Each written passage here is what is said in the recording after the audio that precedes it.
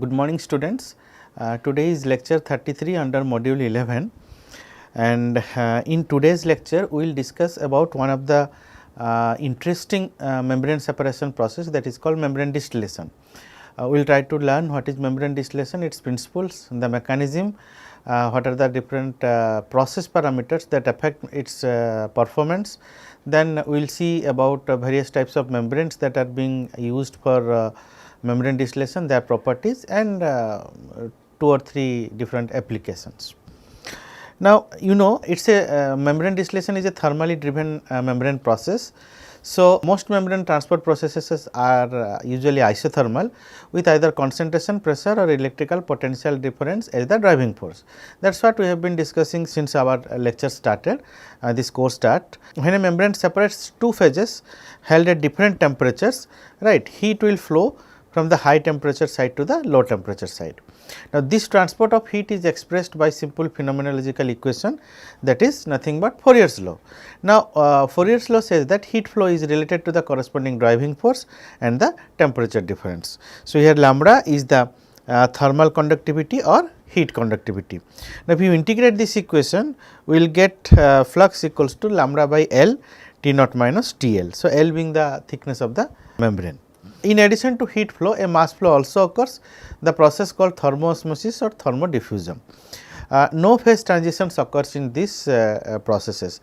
Now, another important applications of this membrane separation process is membrane distillation. So, what happens in membrane distillation is, here a porous membrane separates two liquids which do not wet it. So, if the liquids differ in temperature, the resulting vapor pressure difference causes vapor molecules to permeate from high temperature to low temperature. That means, high vapor pressure side to the lower vapor pressure side, as being seen in this particular schematics you can see here. So, the feed side temperature is T naught and permeate side is T1. So, here we can write T naught is greater than equals to T1. So, in this membrane distillation actually the two liquids or solutions at different temperatures are separated by a porous membrane.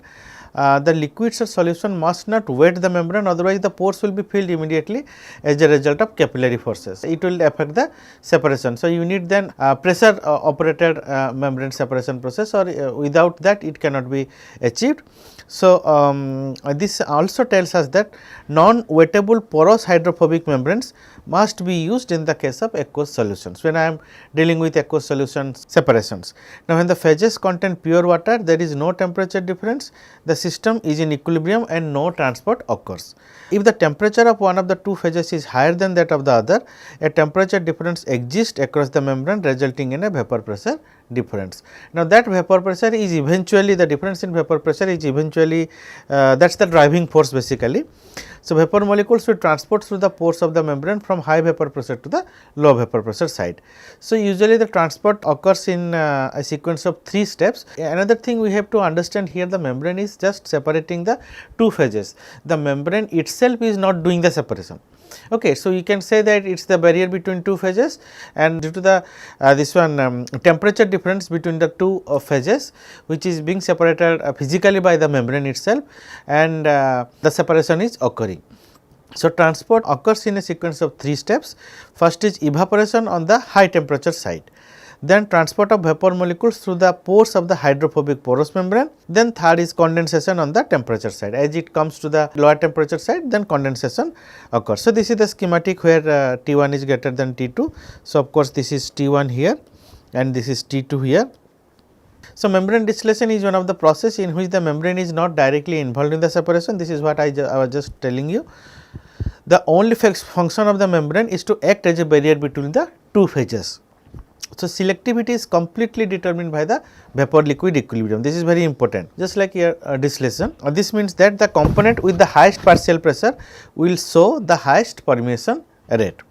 So, let us take an example of ethanol water mixture, where the membrane is not wetted at low ethanol concentrations. Both components will be transported through the membrane. That means, both ethanol and water will be transported through the membrane, okay, because the membrane is not wetted at very low ethanol concentrations. But the permeation rate of ethanol will always be relatively higher because of higher pressure, okay, or we can say higher partial pressure. So, with salt solution, for another example where sodium chloride is dissolved in water, only water has a vapor pressure. Okay. Since water has a vapor pressure, the vapor pressure of sodium chloride which is present in very low amount can be neglected, which means that only water will permeate through the membrane and consequently very high selectivities are obtained. So, it actually depends upon what type of system you are dealing with and what is its application. Based on that, you can obviously design your membrane distillation. And why about membrane distillation? All membrane separation process I have been telling you since the course has started, that we can always tailor make a membrane, okay, to suit a particular applications. So, as the case of microfiltration, ultrafiltration, reverse osmosis, nanofiltration, anything and obviously membrane distillation also. So, the transport of volatile components through the membrane can be described by phenomenological equations in which the flux is proportional to the driving force, that is the temperature difference across the membrane. The temperature difference results in a vapor pressure difference, that is temperature and vapor pressure related to according to the Antoine equation. So, this we have discussed earlier. So, I am not repeating the equations again. So, the flux may be described by phenomenological equation J equals to B delta Pi. Here flux is related to two parameters. The first one is the B, which is the membrane based parameter, the second is delta P, which is a system based parameters, the pressure difference or the driving force. So, the proportionality factor B is determined by the membrane parameters such as material. What is the membrane material? Whether it is hydrophobic, hydrophilic, the structure of the pore, porosity, as well as the thickness of the membrane. As usual for other membrane separation, this also holds good for membrane distillation. The thickness of the membrane should be as thin as possible. The main structural parameters are the porosity, which must be as high as possible, and the membrane thickness. The pore size distribution must be narrow, particularly on the larger pore side, because the largest pores will be wetted first. This wetting of pores and all, hydrophobic, hydrophilic, we have discussed when we are discussing this one bubble point method to characterize microfiltration membranes. I hope you will recall those. So, in contrast, the system based parameter delta P is mainly determined by the temperature difference, that is delta T. So, other parameters of interest are the hydrodynamic conditions, that is flow velocity, even the module design also, because they determine the effect of the temperature polarization and hence influence the driving force. So, when we talk about module design, it is basically the length and width of the module and how many, if you are using hollow fiber system. So, all these things also plays an important role. So, there are four different types of membrane distillation configuration. The first one is called direct contact membrane distillation, DCMD. In this system, the feed phase is in direct contact with one upstream side of the membrane, then vacuum membrane distillation, then air gap membrane distillation and sweep gas membrane distillation. So, there are basically four designs or four ways in which we can design our membrane distillation unit, depending upon of course the application and the requirement. So, let us see the schematic diagrams. Okay. See the first one, the DCMD, the direct contact membrane distillation. Here the feed solution is in contact directly with the membrane here. Okay. And you are passing a distillate here and you are getting your permeate whatever it is here. So, whatever is getting separated will be retained on the surface of the membrane, okay, due to the large size of the molecules, or smaller particles will obviously pass through, right. The second is, we can call it VMD. So, it is vacuum membrane distillation.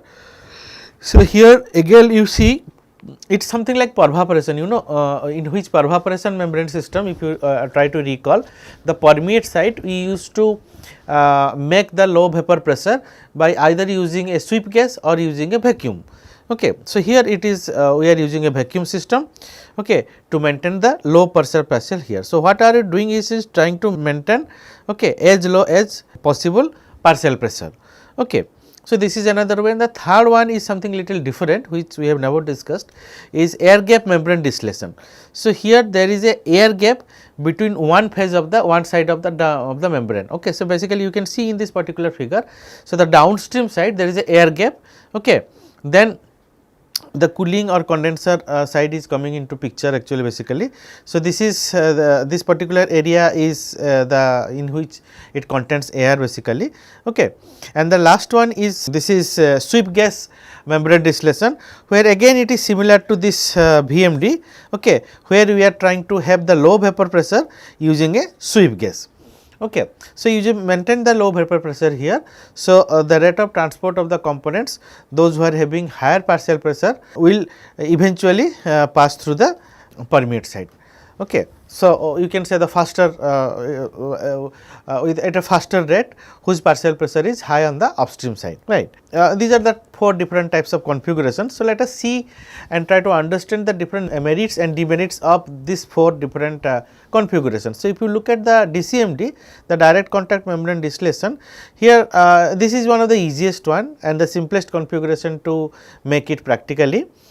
Here in this case flux is more stable than VMD if you compare with the vacuum distillation membrane distillation for the feed with fouling tendency. The feeds the aqueous stream if we are containing some materials which are very highly susceptible to fouling, then in this case if you use a DCMD, then the flux will be more stable than the vacuum system. So, high gained output ratio, it may be the most appropriate configuration for the removal of the volatile components. Okay. So, apart from that, the demerits are flux obtained is relatively lower when vacuum configurations under identical operating conditions are being used. Thermal polarization is highest among all the configurations. Flux is relatively more sensitive to feed concentration. This is also very important. This and the fouling tendency, these merits, demerits, they actually are 2 parts of the same coin. Okay. So, the permeate quality is sensitive to membrane wetting suitably mainly for the aqueous solutions. So, the next is vacuum membrane distillation VMD. So, the merits is that it obtains very high flux, it can be used for recovery of aroma compounds and related substances. The permeate quality is stable despite of some wetting, no possibility of wetting from distillate side, and thermal polarization is very low. So, it has some demerits also, that higher probability of pore wetting. That's the reason is that since you are maintaining vacuum, it will try to push the liquid through the pores. So, probability of pore wetting becomes more compared to other systems or other configurations. Fouling will be higher again due to the vacuumized system. Minimal selectivity of volatile components, and they require vacuum pump and external condenser. So, that means little more energy requirement is there here and little more cost also. So, air gap membrane distillation is a very different kind of system, in which as I show you just that there is a air gap just between after the membrane to the downstream side or the permeate side. So, it maintains a very high or relatively high flux compared to other systems and low thermal losses, no wetting on the permeate side. Since I am not drawing forcefully the this one permeate and less fouling tendency. So, demerits is that air gap provides an additional resistance to vapors, that is always there, but see depending upon what type of vapors it is, what components you are transferring, depending on that we can say whether the air gap is providing a proper resistance or not. However, there is a resistance, and so the quantum of resistance or the magnitude of resistance may vary depending upon the components. So, difficult module designing and difficult to model due to an involvement of too many variables and lowest gained output ratio. So, the next one is the sweep gas membrane distillation, that is SGMD. So, here the thermal polarization is lower. So, no wetting from permeate side also happens, permeate quality independent of membrane wetting, and demerits are additional complexity due to extra equipment involved, because anyway you have to pass sweep gas. So, you have to have a sweep gas a tank in which the sweep gas is being okay, or we can say a tank which contains the sweep gas. Then second thing is that you need a pump to pump the sweep gas to the membrane module. So, heat recovery is difficult here in this case, flux is lower compared to other systems, and pre-treatment of sweep gas may be needed depending upon what type of sweep gas you are using, and is there any reaction that will going to happen if you are once the sweep gas comes in contact with the components that is getting transferred to the permeate side. Now, let us discuss the different types of process parameters which are affecting the membrane distillation system or efficiency we can say. So, MD is based on the concept that distillation takes place across a porous membrane. The main requirement is that membrane must not be wetted. So, that is far most important point you can say. If wetting occurs, the liquid will penetrate spontaneously into the pores of the membrane. Now, the wettability is determined by the interaction between the liquid and the polymeric material with no wetting occurring at low affinity. Information about wettability can be obtained by contact angle measurements, that is a drop of liquid is placed on a non-porous flat and smooth surface and the contact angle is measured. So, you just measure the contact angle. Okay. So, what is the theta, right. So, for low affinity the theta will have a value greater than 90 degree, whereas for high affinity the value of theta will be less than 90 degree. So, in the latter case the liquid will wet the surface. So, if the material is porous, the liquid will penetrate and into the pores when wetting occurs, that is when the theta is less than 90 degree. This can be described by the Laplace equation. So, this equation we have discussed during this one when we discussed about the characterization of microfiltration membranes using bubble point method or apparatus. So, delta P equals to minus 2 this one gamma 1 by r cos theta. So, if theta is greater than 90 degree, okay, 90 degree, then cos theta is less than 0 and delta P greater than 0 and only if a finite pressure is applied according to the Laplace equation, the liquid will penetrate into the membrane. So, the wettability depends upon another 2-3 parameters. The first one is pore size, second is surface tension of the liquid and third is surface energy of the membrane material, or we can say the cos theta. In other word, we can say cos theta directly. So, the wetting pressure is inversely proportional to the membrane pore size. The pressure needed to wet a porous Teflon membrane with water as a function of pore size is being plotted here. You can see if you use increase the pore diameter here, okay, your delta P that is coming down, the pressure is coming down. Okay. So, higher the pore size, the lesser is the pressure that is required. So, surface tension is another parameter. So, the second parameter that determines wettability is the surface tension of the liquid. So, this is related to intermolecular forces such as dispersion forces, polar forces and hydrogen bonding. So, anyway this also we have discussed in one of our classes. So, in a hydrocarbon such as hexane, let us understand what is happening here. So, only weak dispersion forces act and consequently the surface tension is too low. So, on the other hand, in cases where hydrogen bonding occurs such as in water, the intermolecular forces are very strong and as a result the surface tension is high. So, when a liquid is brought into contact with a smooth polymeric surface, various contact angles between the liquid and the polymer are observed depending on the affinity between the liquid and the polymer. So, this table gives you the values of surface tension of some liquids at 20 degree centigrade. You can see it is water, it is 72.8 and 10 power of 3 newtons per meter. Methanol is 22.6, ethanol is more or less same as methanol 22.8, glycerol is close to that of water, it is 63.4, formamide is 58.2, n-hexane another very important class of solvent, it is 18.4. So, if the contact angle is greater than 90 degree, the liquid does not wet the surface, this we have already discussed. So, when it is smaller than 90 degree, liquids wet the surface. So, when contact angle equals to 0, the liquid spreads out over the surface. So, wetting is favored when the solid polymer has a high surface energy. To avoid wetting, the maximum pore size must be small, the surface tension of the liquid should be high. For example, water, the surface energy of the membrane material should be low, such as with polypropylene, polyethylene, polytetrafluoroethylene or polyvinyl fluoride PVDF. So, this table again summarizes surface energy of some of the polymers. So, you can see for PTFE it is 19.1. So, polytrifluoroethylene it is 23.9.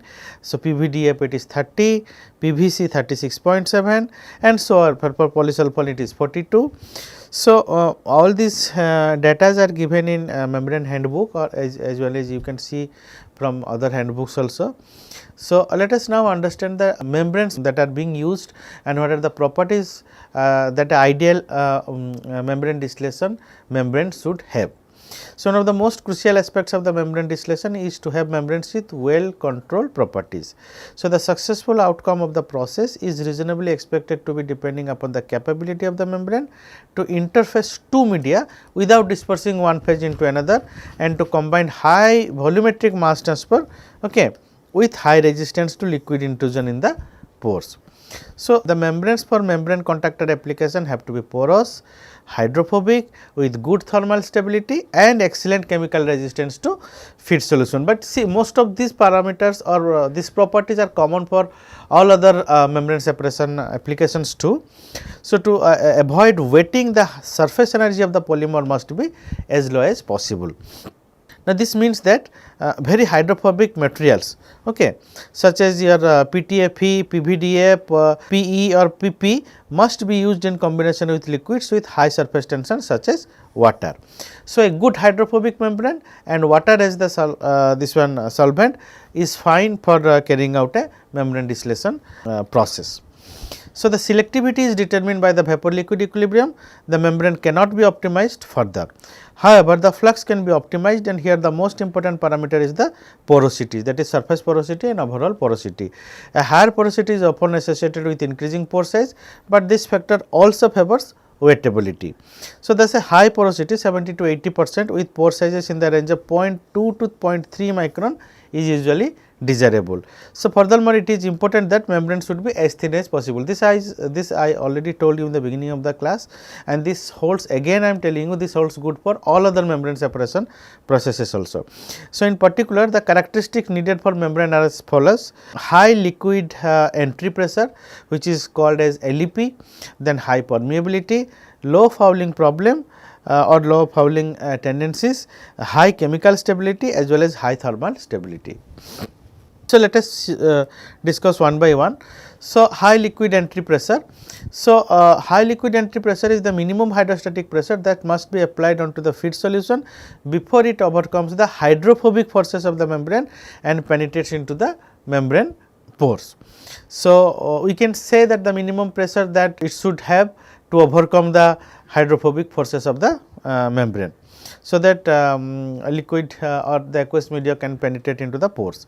So, LEP is a characteristic of each membrane and permits to prevent wetting of the membrane pores. High LEP may be achieved using a membrane material with a hydrophobicity and a small maximum pore size. So, this equation gives LEP. How do you calculate LEP? So, B gamma cos theta divided by D max. So, here B is a geometric factor determined by the pore structure with a value equal to 1 for cylindrical pore, and gamma L is the liquid surface tension, theta is the liquid solid contact angle. So, however, as D max is the maximum pore size. So, however, as the maximum pore size decreases, the mean pore size of the membrane decreases and the permeability of the membrane also becomes very low. The next one is high permeability. So, the flux will increase with an increase in the membrane pore size and porosity and with a decrease of the membrane thickness and pore tortuosity.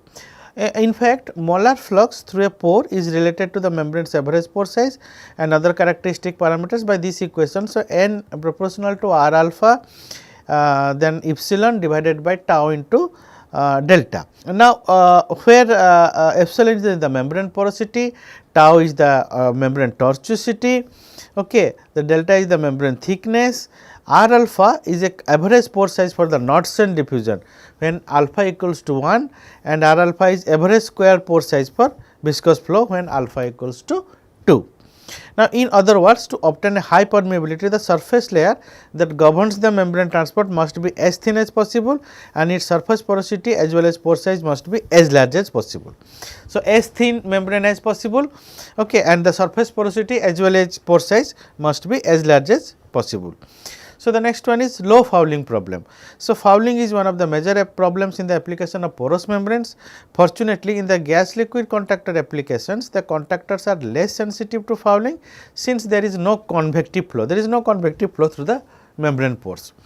So, however, in industrial applications, gas and liquid streams with large content of suspended particles can cause plugging due to small hollow fiber diameter. In case if we are using the hollow fibers, then fouling may be a problem. So, pre-filtration is necessary in such cases. So, next is high chemical stability. So, the chemical stability of the membrane material has a significant effect on its long term stability. Any reaction between the solvent and the membrane material could possibly affect the membrane matrix and surface structure. So, this is very important. So, it should be chemically inert. So, liquid with high load of acid gases are corrosive in nature, which make the membrane material less resistant to chemical attack. The next one is high thermal stability. So, under high temperatures the membrane material may not be able to resist to degradation or decomposition.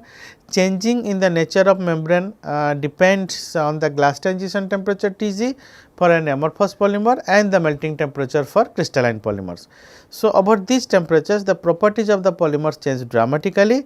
So, polytetrafluoroethylene PTFE has a much higher glass transition temperature compared to polyethylene or polypropylene. So, since we have been discussing and we try to and we understand that the membrane required for membrane distillation should be as much hydrophobic as possible. Okay. So, then we need to try to understand that how do you increase or enhance the hydrophobicity of the membranes. So, the main objective of the modification is to incorporate or enhance the hydrophobic character of the membrane surface. At the membrane surface, of course, the use of fluoropolymers has gained popularity for such modifications. Now, high thermal stability, mechanical strength and low surface energy are the main attractions for use of these polymers. Recently, in a work Xing Wei, they have introduced a CF4 plasma surface modification on hydrophilic asymmetric PS membrane. The modified membrane showed a contact angle of 120 degree and a transmembrane flux of 45 liters per meter square hour for a 4% sodium chloride solution at a feed inlet temperature of 63 degree centigrade. So, in another work, Zhang et al. Used a spray of polydimethyl silicooxane, which is called as PDMS, and hydrophobic silicon dioxide on PVDF membrane to render hydrophobic character. So, a water contact angle of 156 degree centigrade was achieved for a 1.5% particles in the spray. The modification ensured that the operational stability of the process is stable. The permeate of a very high quality was achieved during long time operational run. In another work, Zhang and Wang modified the surface of polyetheramide hollow fiber membrane with fluorinated silica layer. A dramatic increase in hydrophobicity of the membrane was observed due to increased surface roughness and decreased surface energy of the membrane. So, then let us understand the membrane distillation, membranes fouling. So, as you know, due to different transport phenomena, generally rigorous fit characteristics and use of hydrophobic membranes, the nature of fouling in membrane distillation is different from other low pressure membrane processes. A scale formation at the membrane surface is the most common form of fouling observed in membrane distillation process when applied to concentrated salt solutions. The mass transfer parameters also affect the membrane distillation performance. The mass transfer rate across microporous hydrophobic membrane in membrane distillation is driven by the temperature gradient across the membrane surfaces. The heat losses attributed to the conduction through the membrane and convection associated with the vapor transport reduce the surface temperature at the feed side and increase the corresponding temperature at the permeate side, thus inducing the thermal polarization at both sides. So, the scale formation at the membrane surface has been observed in the studies and addressing the membrane distillation applied to solutions containing salts. Calcium and magnesium are identified. Calcium and magnesium are identified as the main scale forming salts. The scale formation in membrane distillation was pointed out as one of the major responsible factors for wetting, flux reduction as well as damage to the membrane structure. The formation of porous deposits decreases the flux by lowering the heat transport to the membrane surface, while the non-porous deposits increase the resistance to the mass transfer. The effect of wetting is not only restricted to possible reduction in flux and degradation of permeate quality, but also a severe fouling inside the pores caused by the precipitated or adsorbed materials. So, let us I will show you how actually these are all real life pictures. So, you can see these are all scanning electron microscopes images, all this 1, 2, 3, 4, and this is the real picture of how the scaling is taking place here. You can see and you can see here also the microscopic image. These are the scaling here, this is the scale that is taken place, okay, and these are the materials that is forming scales, okay, maybe calcium and magnesium. So, this is how actually the scale formation is happening during membrane distillation, okay, and inside channels, and these are all hollow fiber systems basically. So, different types of fouling observed in the membrane distillation studies. So, the first column is feed type, the second is membrane use, the third is type of fouling. So, let us understand the wastewater from heparin production. Okay. So, here you use a polypropylene capillary membrane. So, the type of fouling is due to wetting, deposition, scaling and biofouling. So, desalination or sodium chloride solution. So, a Curel polypropylene S6/2 membrane, wetting and surface scaling are the responsible for fouling. If for synthetic wastewater, a PVDF flat sheet millipore membrane is being used, wetting and thick layer of biofouling are the types of fouling. In case of bilge water, again the same Curel S6/2 PP membrane. So, deposit layer formation at the surface, biofouling, surface and internal crystallization, all these are responsible for your fouling. Skim milk and whey solution. So, a polytetrafluoroethylene flat sheet membrane with woven polypropylene support is being used. Layer of deposits at the membrane surface are found. Municipal water and flue gas condensate. So, it is a PTFE flat sheet membrane is being used, scale formation at the membrane surface. So, now let us understand and the different applications of membrane distillation process.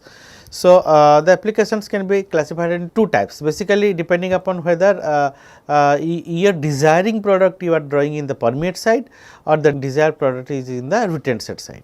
In most applications the permeate is the product of interest. Applications mean membrane distillation applications, which is not true for all other membrane processes. So, in most of the membrane distillation systems usually the product of interest comes through the permeate side. So, the first one, let us understand the production of pure water. So, a high quality permeate can be obtained with membrane distillation. As for example, when you are talking about water for semiconductor industry, we need ultra pure water, boiler feed water for power plants and desalination of seawater. So, the quality of permeate remains high even at high feed concentrations for all these applications. So, you just look at, this is one typical example where a porous polypropylene membrane was used, where the flux and selectivity was plotted as a function of the sodium chloride solution. So, when you see, when you increase the sodium chloride solution from 0.1 to 1 to 10%, you see there is a decline in flux. Okay. So, almost you can say this is 7, here it is coming to, let us say 4.5%. Okay. So, this is the magnitude of decline of flux, right, when you are increasing the sodium chloride concentration from 0.1 to 10%, whereas the selectivity, okay, which is being plotted here 0.2, 0.4, you can see this is flat here. Okay, the selectivity is almost remains same when you increase sodium chloride concentration. That means selectivity is not depending upon the sodium chloride concentration during membrane distillation. So, with increasing salt concentration, the flux shows some decline because of a decrease in vapor pressure. So, on the other hand, the quality of the permeate is independent of the feed concentration. Now, whereas in seawater desalination, reverse osmosis is strongly affected by the osmotic pressure of the highly concentrated feed solutions. Membrane distillation can handle even higher salt concentrations without a substantial decrease in membrane performance. Then when you talk about removal of volatile organic components, this is one of the applications of membrane distillation, or even in pervaporation, where pervaporation is being used for removing VOCs. So, such as chlorinated hydrocarbons or aromatics from an aqueous solution. Okay. So, these volatile contaminants are often present in very low concentrations in surface water or industrial effluent, thereby making others traditional systems of separation almost inefficient for removing the VOCs. So, that you have to rely upon some sort of membrane based separation process, whether it is a PV or MD. Another example is air gap membrane distillation for milk concentration. So, here membrane distillation is applied for concentrating food products. Milk was considered as the feed here. Membrane technology with reverse osmosis and membrane distillation is was used in cascade system type of thing. You see first where RO section, thereby followed by a membrane distillation systems. So, in what is happening, the RO is enriching as much as it can, then finally membrane separation is doing the final enrichment. So, in MD, a porous hydrophobic membrane separates the feed and permeate phases and allows only water vapor to diffuse to the membrane. So, concentration of milk starts with RO. So, RO is concentrating it to almost 18% solids. So, RO is followed by a membrane distillation to concentrate the milk to final almost near 50% of the solids. So, the used air gap membrane distillation has the advantage of internal heat recovery and is therefore often preferred over direct contact membrane distillation. So, AGMD is better in case of this enrichment of milk products. So, reverse osmosis is favorable until its maximum achievable concentration. Air gap membrane distillation is despite low operational temperatures energy intensive for concentration of milk. So, reducing circulation rate gives a major reduction in operational costs. This is a classic example of use of membrane distillation in dairy industries. So, in another application is bilge water separation by membrane distillation. You know, a sieve is a closed system. So, when wastewater are generated from different sources in sieve, whether it is washing, whether it is coming from leakages of holes or from condensation of water vapor, everything is getting collected in the lowest part of a hole, which is called the sieve bilge. Now, this bilge water contains all pollutants generated on the sieve, including significant amount of oily pollutants generated mainly from the engine room, oils and greases and all these things. So, moreover, a composition of bilge water differs significantly for each sieve, but as a rule you can say that besides a mixture of fresh and sea water, the oily bilge water also contains diesel fuels, oily fluids, grease, some suspended solids, heavy metals and some surfactants. Now, a volume of bilge water increases during the sieve exploitation, therefore, it must be discharged into the sea. Now, when you are talking about discharging this bilge water into the sea, you need to take care of the discharge recommendations. So, in accordance with the MARPOL 73/78 convention, which recommends how do you actually basically discharge the bilge water into sea, the oil concentration in the discharge water must be less than 15 milligrams per liter or 15 ppm. So, this is an MD experimental setup for treatment of the bilge water or bilge wastewater. So, the first one you see, this is a hollow fiber type of capillary type of system here with the membrane distillation module system. Second is this is the distillation tank, distillate tank. Third is a cooler, this is a cooler, and the fourth is a feed tank. Okay, here it is feed. Fifth is thermostat. Okay, so this is a thermostat. 6 is heat exchanger. 7 is peristaltic pump, and 8 is thermometer and P manometer. Now, a direct contact membrane distillation system was used in this case. A capillary polypropylene Accurel PP VA8/2 hollow fiber membranes were used for this treatment of the bilge water or wastewater. A peristaltic pump continuously supplied the feed through a heat exchanger and MD module on the lumen side before returning to the feed tank. Now, the hydraulic pressure at the module inlets was below 1 kilopascal. So, the cooled distillate was recirculated on the external membrane surface with a similar volume flow. The distillate temperature was maintained at 293 plus minus 1 Kelvin. The feed temperature was 323 Kelvin or 343 Kelvin during bilge water treatment experiments, or in the range of 323 to 353 Kelvin during the MD studies with standard sodium chloride solution. Now, during the last series of MD experiments, the continuous feed concentration was carried out to achieve more than 80% of the water recovery. So, apart from this, you know, there are other applications of membrane distillation where also reported. You can read more from literature. There are fantastic review papers available on membrane distillation. So, when you can download those and you can go through. So, concentration of solutions, membrane distillation can be used for concentration of solutions in some cases, just like wastewater treatment concentration of salts, acids, etc., where we remove salts and acids or recover them. And the removal of volatile bioproducts. The volatile bioproducts such as ethanol, butanol, acetone and aroma compounds. So, these are produced during fermentation. Usually, if you talk about this produced by ABE fermentation. Okay. So, this needs to be removed, okay, when the fermentation is going on, because beyond certain concentration of ethanol, butanol or acetone or any of these solvents, okay, the microorganisms will become dormant. So, they will not become active to carry out the fermentation.